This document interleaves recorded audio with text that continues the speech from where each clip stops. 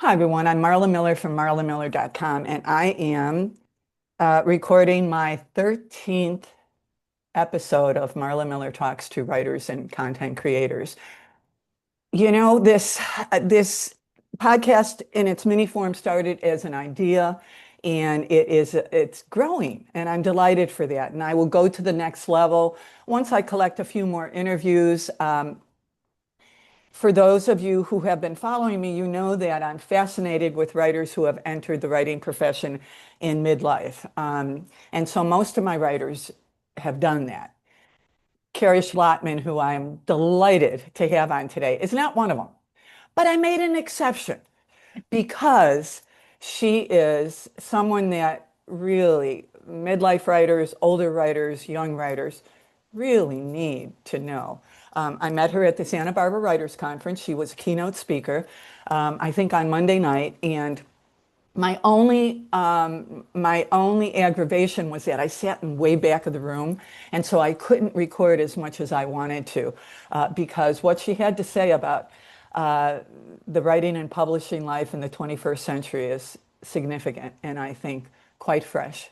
And we need these voices. And so before I officially introduce her, I want to tell you that she is a literary fiction author who has her latest book, Daytime Moon, is just beginning to collect all kinds of awards, as did her debut novel, Tell Me One Thing. And I finished that a couple of days ago.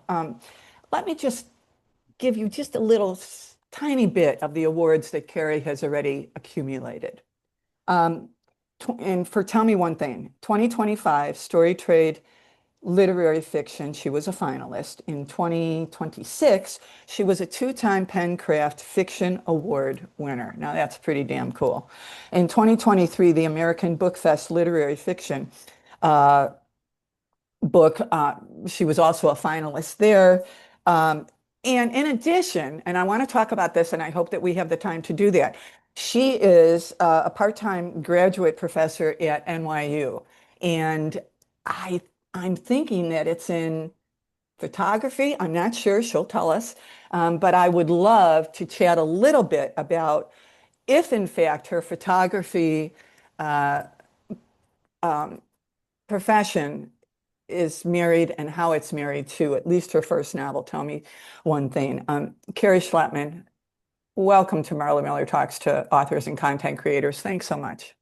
Oh, thank you so much for having me. I'm so excited to be here. And it was so lovely to meet you in Santa Barbara. And I'm glad that we stayed in touch. And it's been exciting to watch everything that you're doing to support authors, while also being an author yourself, which is a very challenging thing to do. So thank you for having me. And I'm absolutely delighted that you took the time. I had for my readers, and again, these are writers who are on the road to publication, so hear this. When I met Kerri, I of course went down to purchase her books, and I said to her, Kerri, she was signing it, and I said, Kerri, I've got a podcast. It's in beta form. Would you have any time? And she said, of course. And you know what? She did. I mean, I emailed her last week, and she was all for it. So thanks again. So how? Tell me first about your current novel, Daytime Moon.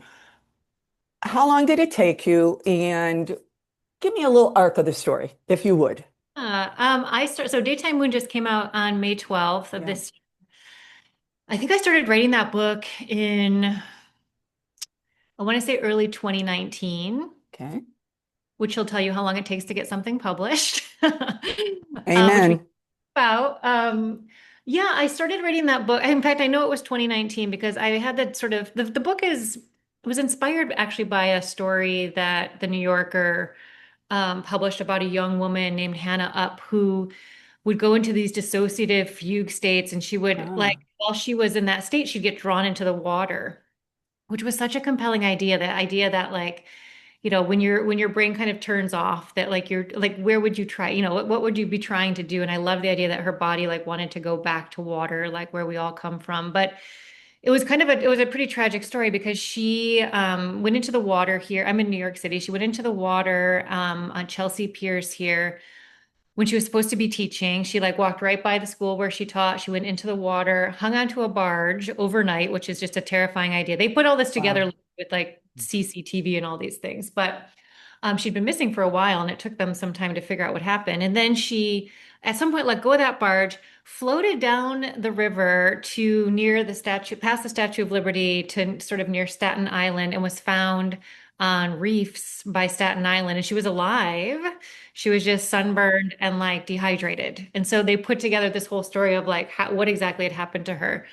Um, Later on after that, she actually went down. She got like her dream job in, I think, the Virgin Islands and moved there a few years later and went into another dissociative fugue state Yeah. and went to the water and was never found. And so that story just stayed with me. It was such an interesting idea. And so Daytime Mood isn't at all about that, but it's inspired by that idea of like how you get called home or what home is, or like where we come from and how we if whether we've left that or even we're living in it, like just how we sort of like deal and process with what home means. And so it also has a lot of climate setting in it, just because Good. I'm so interested in how we're processing the changing climate or not, and Yep. also how books are talking about that, because I find a lot of climate fiction is talking about like 20 years from now, or even like 10 years from now when it's, like very arid or it's flooded or all these things. And I'm like, but what about right now? Because like we're experiencing this every day.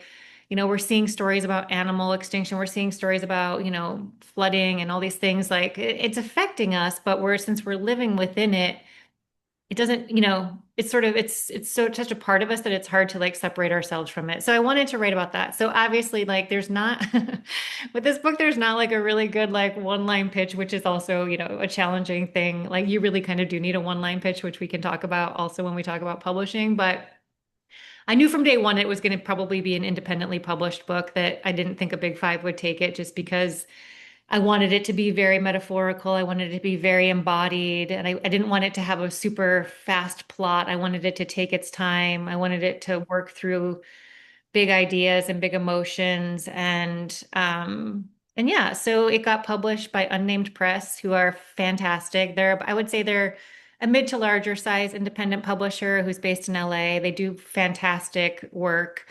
Um, but it took me a while. Like, I was working on that book leading up to I was working on that book in a different format. I was trying to do like month to month, writing a chapter each that was like sort of each month of a climate thing that was happening and then how that was fitting into the story. Hmm. And then COVID hit. And so I had in my head, I was going to have like this like one consecutive year as the structure of the book. And then when COVID hit, it just broke my structure. And so which was good. I needed that structure to break. So then I spent a long time revising it after that. But also in the middle of that, Tell Me One Thing got acquired. And so I had to kind of Wow. what happens, I had to put Daytime Moon aside for a bit and really Yeah. focus on getting that book prepared for publication. So, publishing takes a few years, but also that took a little bit longer than usual just because I had another book. Like it was a good reason, but it takes a lot of time to bring a book into the world.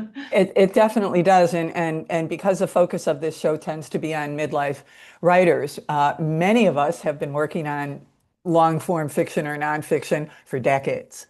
So Yeah. to me, when you say you started in 2019 and here we are in 2026 and it's published, doesn't sound long to me. Oh, that's good. That's good. I have what will probably be my next book. I started in fall last year. And so it's such a faster paced book. Because I also think there's something about that, depending on what you're writing, like this book is very plot driven. It's more commercial. It moves very rapidly. And so I'm writing it very rapid. I'm gonna revising it a ton, but like it's been interesting, like the difference in like depending on what the theme and content is, how I actually approach or how rapidly I'm able to like get it out of my head.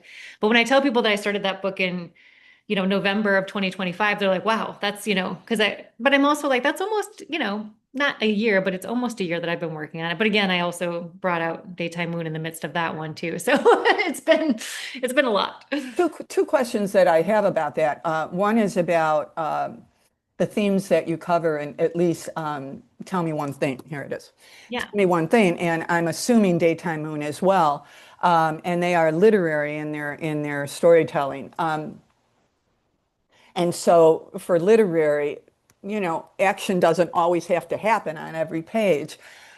for the book that you're writing now, it'll be really interesting, Kerri, to see the difference Yeah.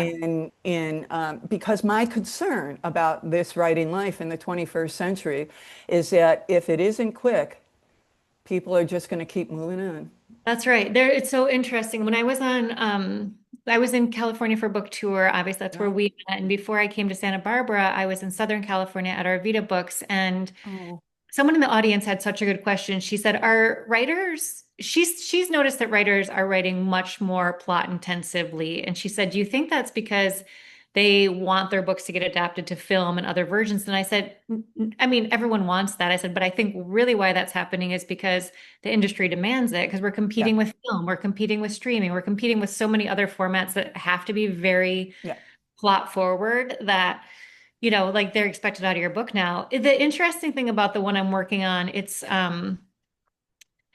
yeah, I have to say it's been fascinating because right now I'm in the process of going literally sentence by sentence through the book, and like I'm realizing that part of my literary writing is writing with this sort of passive tone that I'm trying to just like flip even just the construction of the I sentences. And understand. something Yeah, like yeah. that can do it. So I'm working on that, but this book also has a little bit of a hook that it has this, it's about a heart that's in transit to be transplanted, and it gets left on a flight by the transport surgeon. Wow. And so it's about, this woman who finds it, the flight attendant who finds it in the middle of the storm and has to get it to where it needs to be, and about the guy who's waiting for it, but it also has the heart itself as a character. And so that little heart is like where I'm dumping all my literary writing because I'm like the heart is poetic, and it's allowed me to like have I a very love that. personal story, but also like keep my very literary writing roots and just put it all in this one little character of the heart so that it can so I'm getting my poetic fill, but I'm giving you a commercial story around it. So hopefully it'll read enough You know commercial. what? I will say to you that you should really bankroll what you just said because really the combination of commercial um, is, I think, necessary Yeah. in our current reality. That may change, but I don't think it's going to change anytime soon. But for you not to compromise your voice um, Yeah. and channel it into that little heart. I mean, I love that. That's poetic. That's just absolutely poetic. And it kind of brings me to thematically what I'm appreciating about your writing, and tell me if I'm right, or at least in the ballpark, that trauma is very important for you to explore on the page. Can you talk a little bit about that? Because my background is in trauma. I'm a psychiatric nurse practitioner for many years.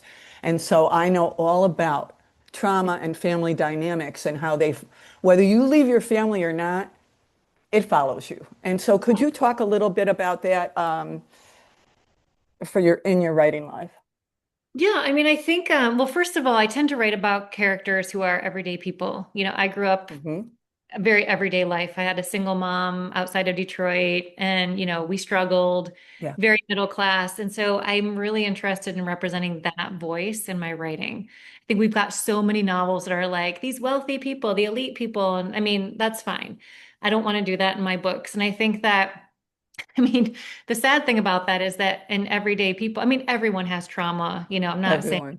where in the elite don't have it, but like I think we experience it very acutely, in certain socio-demographics. And, whether that's things that have happened personally or the way that, like just the economic or geographic situations impact people, I think it's really important to think about that. I also think that at least I was taught very much to kind of like keep that bottled up. You don't talk Yeah. about it. You don't work through it. You just really like you just got to be strong and like get stuff done. And I think that's sort of the way that Americans are taught to be. And so we don't really focus on this. And yet it's there, it's on our shoulders, and there's all these things. And I think it's one of the reasons, honestly, why we have a susceptibility to division in the country because we don't really understand who we are individually. Hmm.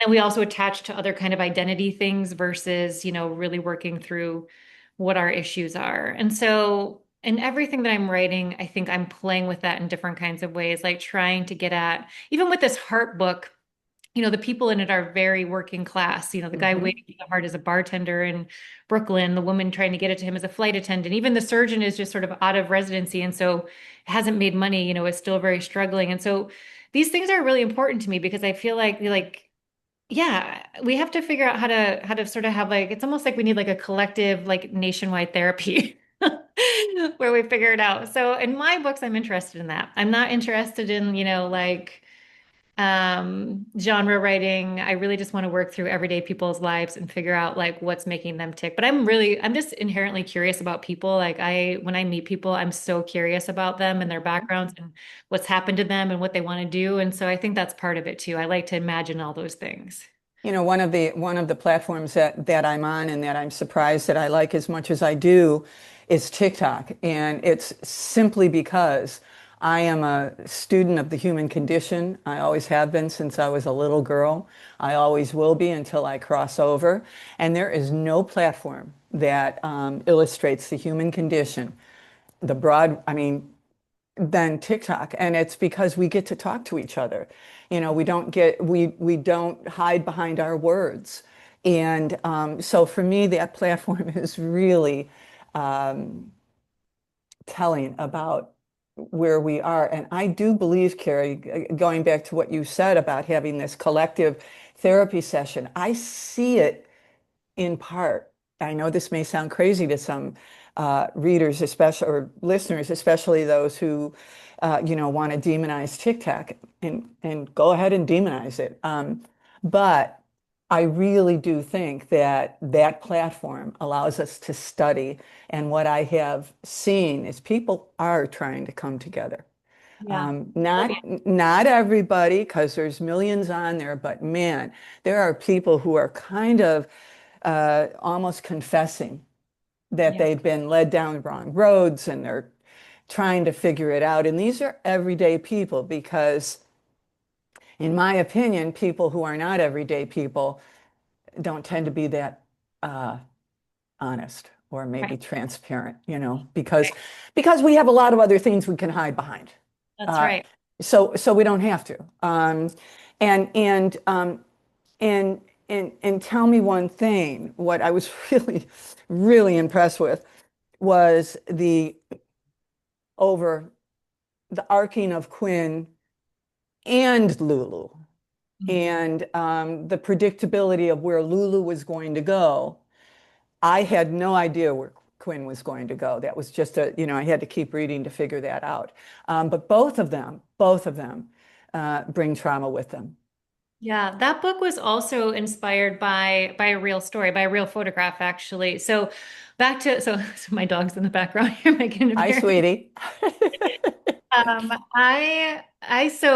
I'm not a professional photographer, but I did study photography and contemporary art, and that's what I teach at NYU, arts administration around that, around, how to build arts organizations and these kinds of things. But Is that right?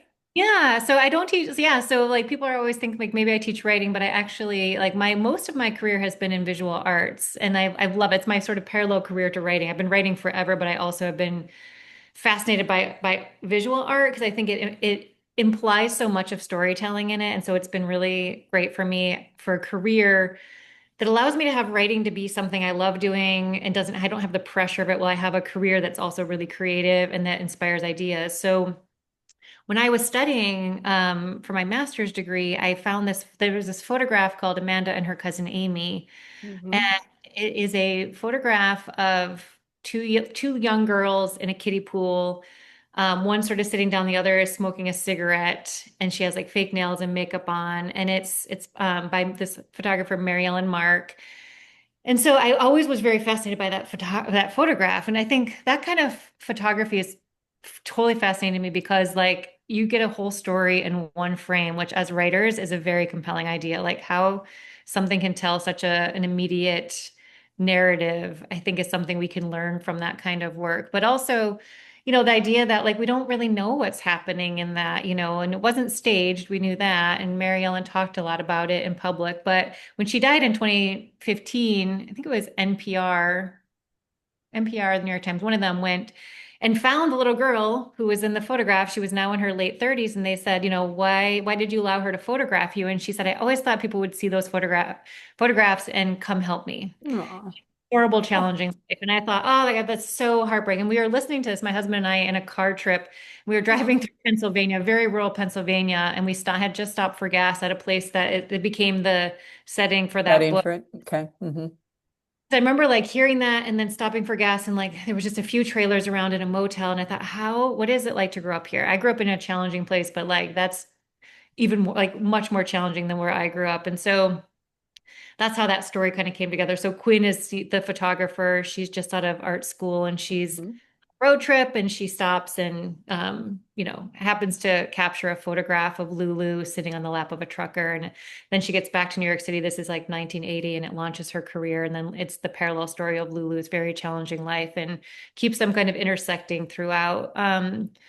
So that I think it allowed me to kind of think through things like consent, which is a changing idea, privilege, how we're using different things, different people in work and what that means. And I think for writers too, we talk a lot about it in the art world about subjects and how like what you're actually like, where the line is and how you're representing them and how they participate in art. We don't talk about it as much in writing, because I think people are like, it's fiction, nothing's fully fiction.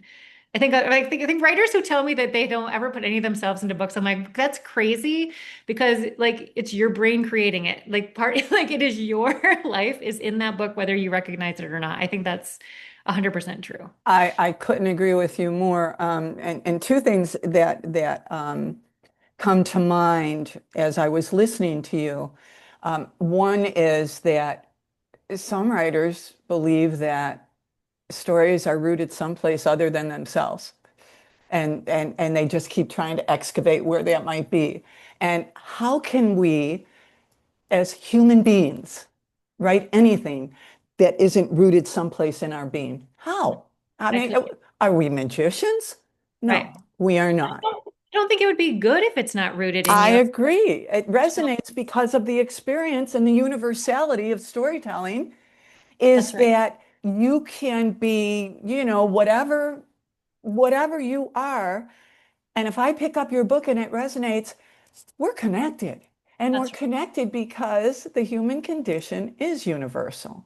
That's right. Some of us have more trauma than others, et cetera, et cetera. And I have to then add this. I have launched, I teach workshops and all over Orange County, specifically at the Newport Beach Public Library, as well as at a senior center in Newport Beach that is just my heart. I just love teaching there. And I decided the writers, people were not coming into a class that people were coming into. And so I wondered, why they weren't. And then it occurred to me that not everyone can write. And Mhm. so it doesn't mean they don't have stories, Right. but not everyone can write or think they can write. And so I came up with this idea, Kerri, and that involves family photographs. Oh, I love And it. so I've started, I launched a new workshop that's now going into its third season. And it's about bringing family photographs or important photographs for you, bring it to the workshop and let's talk about it. And if you can craft a paragraph, a story, let's begin there. I had no idea it was good. I had no idea. I thought, well, it's a flyer. Let me just see. I have to show you something that I literally have in front of me because my stepmom Glenda Schlottman, this just reminds me of what you're saying. So this is It's exactly what I'm her saying. mom passed away recently, but she did like Mhm, a memoir workshop, very similar to what you're talking about. But basically it started with I think these like photographs and then inspiring like her thinking about and writing about her life. And so mhm. I've just been reading this and it's so beautiful. And I think, everybody has stories in them. And I think you're right. Some people don't I think some people think they're not writers, but I do think everyone's a storyteller. And I think I do writing's just too. it. So if you can figure out the format and not be scared about the medium of it, right? Mhm. like, people who say they're not a writer, I will hear them talk and talk and talk. I'm like, but you're talking like that. All you have to do is write down, like, even record what you're saying and let, like, then transcribe it. You've just written like a whole beautiful essay about your life by talking about it. I think We are it's, on the same wavelength. That's what yeah, I'm doing, and they're successful. love And, that. and people are going, oh, I guess I can write. Yeah, Um, Maybe not long form fiction, but that's not our goal. Our goal is to chronicle memories so that when we cross over, our family and our friends will have them. That's our goal. If it turns into a novel, cool. Actually, from another class that I have of seniors, two of them are turning into one a novel and one a memoir. And when they came into my class in 2023, they had no idea that they were going to be able to do that. And so that's, and another affirmation that we're all storytellers. that's right. That's right. My dad he'd be angry if he's going to listen to this, and I'm going to say his age, but he's going to be 85. God bless. This man is like, you would think he's 60. He's Cool. extraordinarily active, but he was, for a very long time in his life, he was a hang glider. And he's actually in Wow. California. He moved to Southern California, I think probably like I was about 6 or 7 at the time. So it was a long time ago. Okay. Yeah.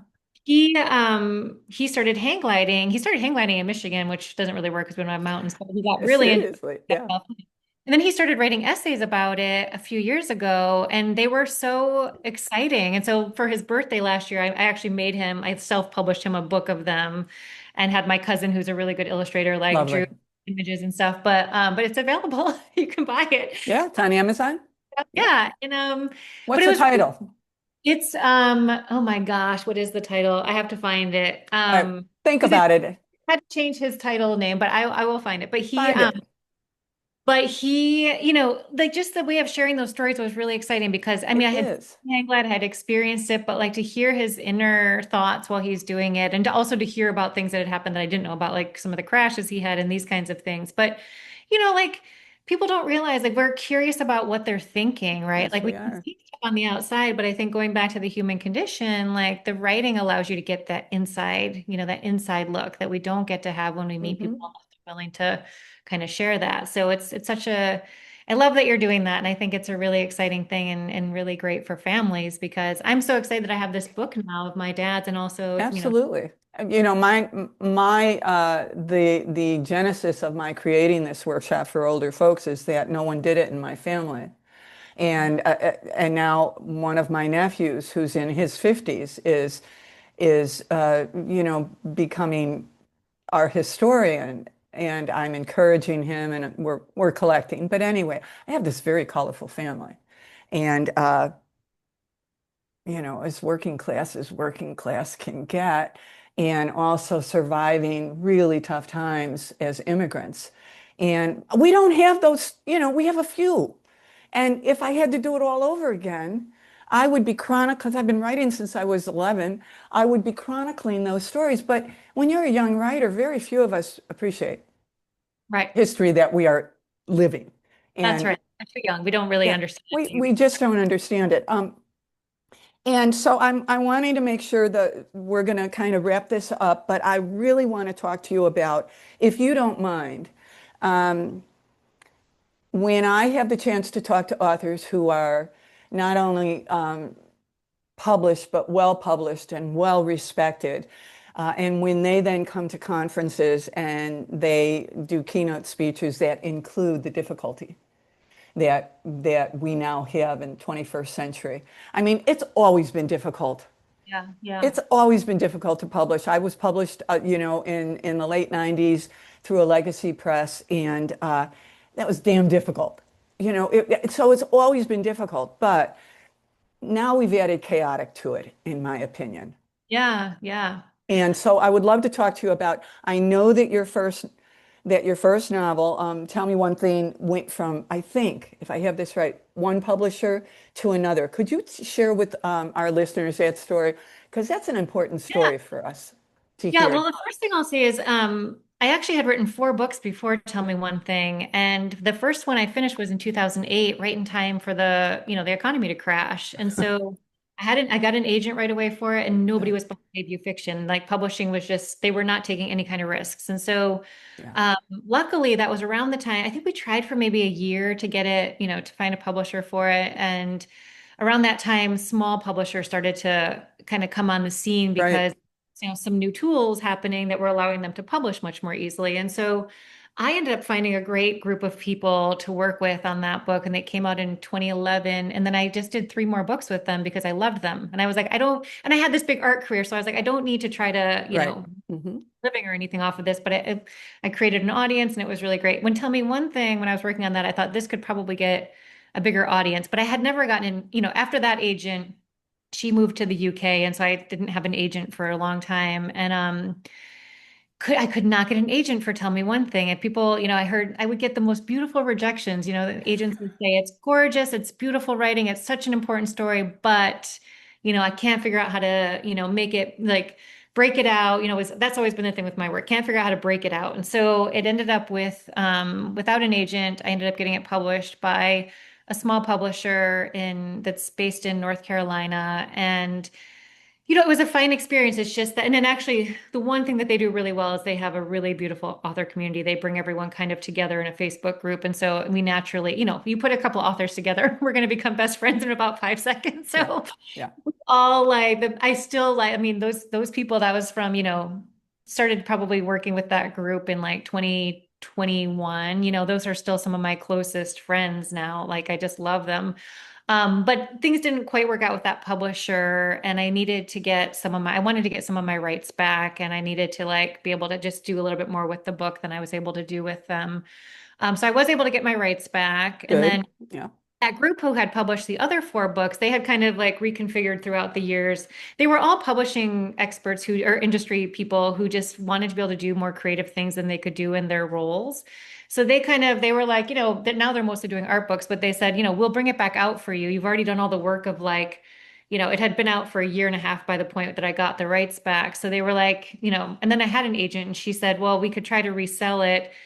But I was like, why don't I just bring it back out with these folks? Because like, then I still own, I own all the rights to it. Everything is still mine, which I really Hmm. wanted at that point. And so that's what we did. And so it kind of had a resurgence of life, which was really exciting. And then as I mentioned, Daytime Moon, when that was coming out, when we were looking at publishers for that, it was the same. Obviously, an agent's going to go to the big five publishers that they have to do that. And even though I kind of knew in my head it's That's going to be, exactly right. Yeah. but we were getting the same kind of response from publishers. Like, it's beautiful, from editors, it's beautiful, it's exactly what I want to read, but I've got to look for the slam dunk. And so recently I've been working with I'm changing I changed agents, or I'm in the process of changing agencies that I was working with. And so I've been talking to other agents, and um there's one who's just a very seasoned agent who has just laid it out for me. She was like, this is where publishing is. This is the first time anyone's ever just like sat me down and explained the field of where publishing is. And it's such a helpful thing, I think, for authors to hear, because Yeah. he basically said, there's not really a sort of mid list anymore. It used to Nope. be like, It's all gone. yeah, it's gone. So either they're looking for these like potential smash hit books, or it's going to go to a literary or independent publisher, because independent publishing has picked up the whole slack of the list without really being able to have the resources to give the kind of advances that support an artist's career, unfortunately. So it's a really tricky thing. It So, is. she also said, you can, the thing about these big stories, because she's been pushing me like, think bigger, like think of yourself as a bigger writer, think of the story as in a bigger way, which is really helpful, just because, she kind of highlights like how you can, like how to do that, just how to tell a more expansive story, how to tell a more commercial story, but also be able to, that, like what I was saying about being able to retain the creativeness and also Hmm. tell the big story, so that you're not compromising who you are as a writer, but you got to find the way that you can have that. Like when I said Daytime Moon doesn't have that one line pitch, and even Tell Me One Thing didn't have like a one line pitch, you got to have that, like be able to tell that story in like one really compelling, exciting like sentence or two, and that will get, that's what starts to get things read at a higher level. She also mentioned behind all these big books, is some kind of genre engine. So, Hmm. which is also really helpful to hear, because I don't think I really had a genre engine behind, Daytime Moon or even Tell Me One Thing. I think I do under the new book, but she said behind it all, there's always, sort of like a little bit of romance or a little bit of mystery or something that audiences can get right away because Mhm. that's where the reading audience is right now. That's been trained sort of by the publishing world, big Absolutely. publishing world to be that way, but that is just the reality of it. So they're all, all the big publishers are looking for their next big thing, and that's what they're taking the big swings on. Well, and the reality is that legacy publishing, economically it is it takes a lot to keep those buildings. It does, I yeah. mean, when I went into Simon and Schuster, I was floored. And Yeah. the first thing I noticed was, who the hell is paying for all of this? The Really, because big it's authors, right? prime Yeah. real estate, prime real estate, and it's filled with people at desks. And of course, they're all underpaid, or at least they historically always have been underpaid, which is why editors keep cycling out. And actually, when midlist authors were kicked out of legacy publishing, because they really were, I was very central to that shift. They never made money. Midlist authors never made money for the house, Right. but there were lots of books, and so they didn't get advances. And I know many of them. They didn't get advances, but they got the stamp. Uh, Yeah. and that's what they were satisfied with. But when then that exodus happened, it's true. They either went to smaller presses, and many of them, two of my friends, became literary agents Yeah. because by then they had known so much. However, literary agents, except for the really respected ones, they come and go as well. So, 21st century is in this seismic shift. I don't know where the hell it's going to end No, up. and I think and I think they're going to keep taking these big swings at books because Absolutely. they're hoping for the breakout, right? Like The Correspondent was a Sure. breakout book, whether you love it or not. I'm on the anyhow. I won't even talk about that book, but it broke out. Yesteryear broke out. So they don't necessarily, they don't need to have the Stephen Kings of the world, but if they can get like one or two of those like really strong breakouts, like that helps for sure. But it's like, how do I don't know how that happens. I think a lot of it is sort of an alchemy of, the right marketing brain behind it. Someone in the marketing department sees that book and is like, "Oh, I know exactly what to do with this." And I Yeah. think that actually is what's driving most of this, like that's what's going to separate your book being chosen over, someone else's book for the resources and the support and actually even maybe getting published or not within that house. I agree with you, and I think that what you're talking about is what I've said for a long time. They have to fall in love.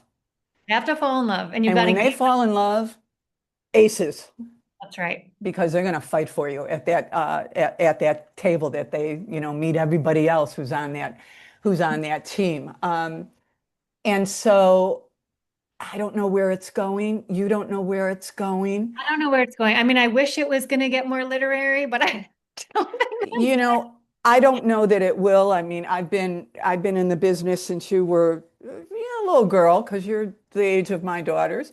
Um, and literary has always been a tough sell. yeah.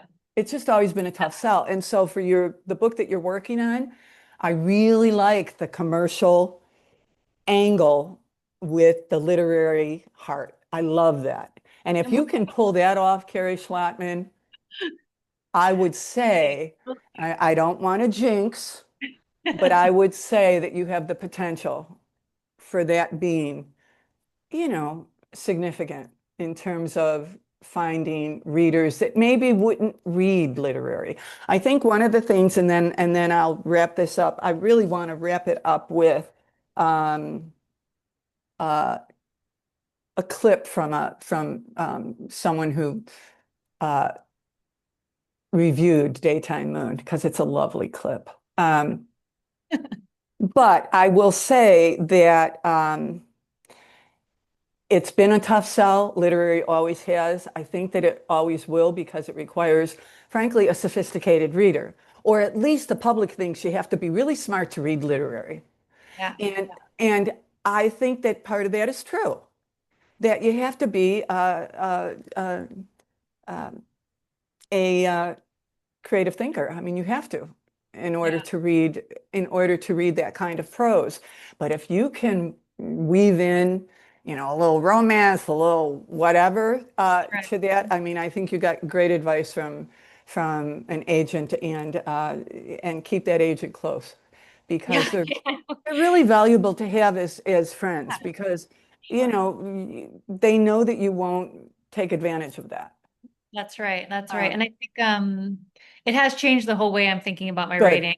Yeah. And the good, idea of like I will not stop being a literary writer, but if I can sneak it into structures and like plot, do. scenarios that people can get behind, then great. Because I do think, Ocean Vuong's books are very literary. Anne Patchett's books are very literary. Very. Widely read by a lot of different kinds I of people. know. So there's part of me that also doesn't totally believe publishing when they are like, people don't necessarily want that. I'm like, I don't know. I feel like these authors would tell you otherwise because they're writing extraordinarily literarily, and yet they're also telling really good commercial stories. And so they've done it. They've done the thing that, that all of us want to try to figure out how to do. So I think that's the way to do it. For me, that's what I've been doing, like rereading some of those authors and being like, all Mhm. right, let's study this, like how they achieved it. And I think that that's been the good homework that I've had this summer. I have to tell you that I just finished The Dutch House by Anne Patchett. Yeah. And I just downloaded another one of her books because I'm traveling. And do you have your book in her bookstore in Nashville? Oh, I don't know. That's a Oh, good question. check it. I should check. Yeah, you should check because she Yeah. is a lovely, boy, does she love good writing. Yeah. And I would forge a relationship with her. And if you're not following Adriano Trigiani's We Yes, Are What We Read, yes. you would be a fabulous guest on her show, and I'm gonna let her know through my Really, you would be a fabulous guest on her show. And so I'm ending with this, even though I could continue talking to you. We'll have clips that, people who are interested will be able to listen to a minute or so, and that then tends to gin up support for Right. the podcast. But Daytime Moon, this is just one of and this was on your website. I had to pick it up. Moon is a moving and heartfelt exploration of bonds between siblings, the power of both chosen family and the ties of trauma. And those ties of trauma, Kerri, having worked with trauma and coming from trauma myself, those are the ties that bind as tight as any others. Um, I and so I'm going to say adios to you and thank you very much for taking the time to be on Marla Miller Talks to Authors and Content Creators. You are both. I Oh, mean, thank you. and so I will put that in my write-up of you. Thanks. And It's to all the listeners, I hope if you're one of these writers that would enjoy some support out here, contact me. I'm not guaranteeing I'll say yes, but I might. Thank you again, Kerri Schlottman. And your website, kerrischlottman.com. Yes? That's right. That's Cool. right. Thank you. Grazie.